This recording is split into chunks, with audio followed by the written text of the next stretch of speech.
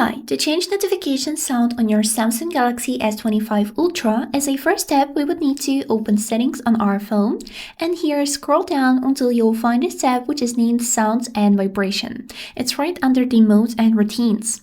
So we would need to open this tab and here look for this category named Notification Sound.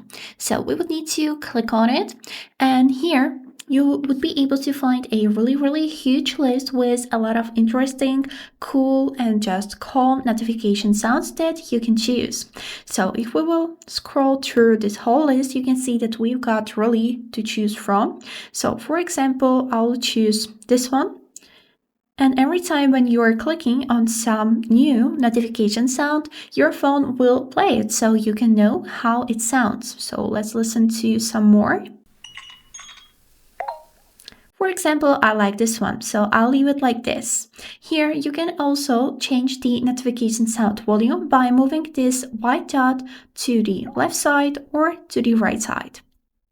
And this is it. Now to save the changes, we would need to simply go back to the main settings list and you can see that our current notification sound is the magic blip that I have selected.